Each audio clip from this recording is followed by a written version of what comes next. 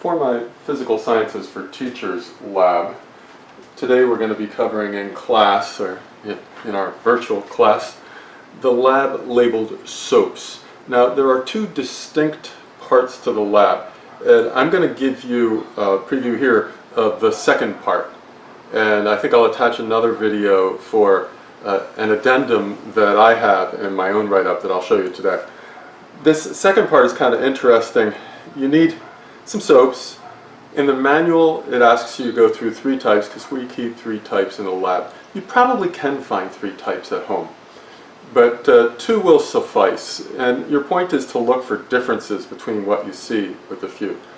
The first part of the lab talks about emulsification. That's not what I'm doing here.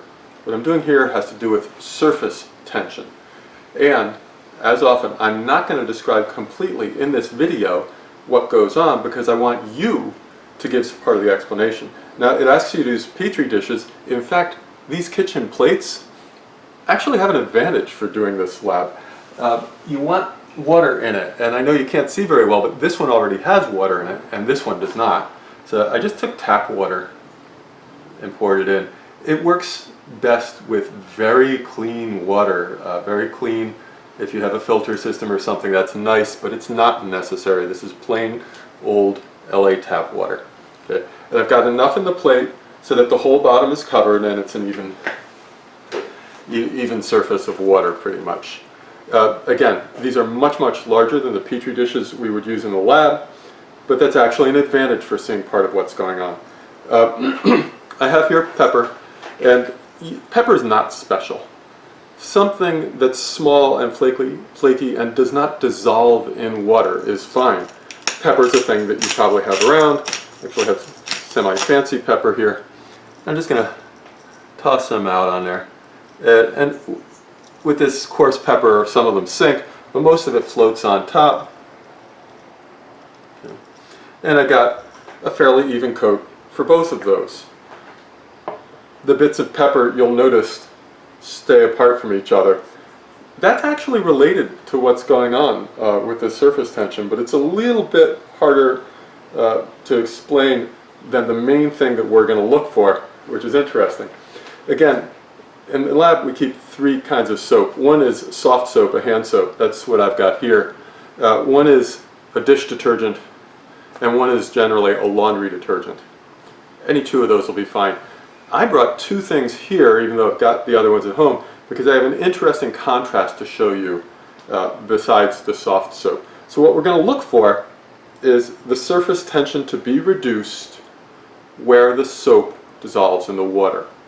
So if surface tension is something that pulls like a string, and surface tension pulls on both sides of each of those little bits of pepper, if it lessens on the side where I drop the soap, it should be unbalanced, and that should do something to the pepper. So got to look closely now. You may need to back up the video a couple times because this happens quickly. I'm going to drop this on and boom. Almost all of it on the surface very quickly went right out to the edge. One of the things that's interesting to look for with different kinds of soap is to see how quickly this moves out, which is why the big plate has an advantage, because you can see it for longer. The other thing I brought, I said would be interesting, is, I'm a baby boomer, we like bar soap, right? Got bar soap here. Bar soap should do the same thing, but bar soap is not a liquid.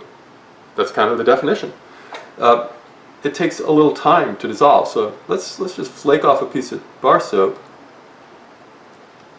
Barely see that myself, and it fell in, and now you can see things slowly crawling away as the soap dissolves and the surface tension lessens. It's the same kind of effect, but it takes longer because it waits for the solid to dissolve.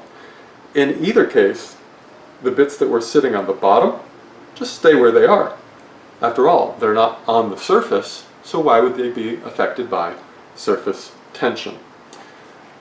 You don't need to try the bar soap.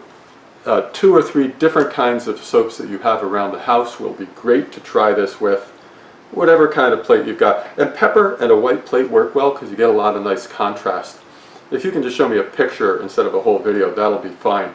I think I'm going to make another video in a little while to show another related surface tension activity. So I'll see you in class today, but I'll post this publicly so anyone can look at it if they want.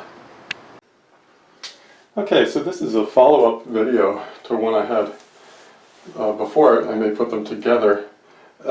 Basically, it's related for my Physical Sciences for Teachers class, the lab, on a lab about soaps. And the second part of the lab, which is still what I'm working with, is all about surface tension and soaps.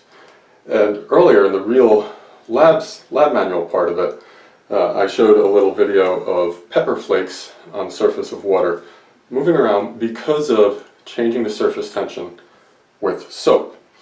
And I claim when I talk to people about this that there's a real fun kid activity for this. It's a nice at-home activity in a bathtub. I'm using a big kind of tool bin that I got from the hardware store one time. And I just filled it with enough water, 5-10 centimeters of water, so I could float toy boats in it. And I made a couple little toy paper boats. You can use nice plastic boats. You can do these and decorate them. I've done this in a class to demonstrate that it can be done with almost anything. I went outside and picked up a fallen piece of tree bark, and it works just the same. It's nice. If you have a big, long bathtub, it's really cool. But it works anywhere. And what I've got in there is essentially clean water. And I put my little toy boat here, and it sits there.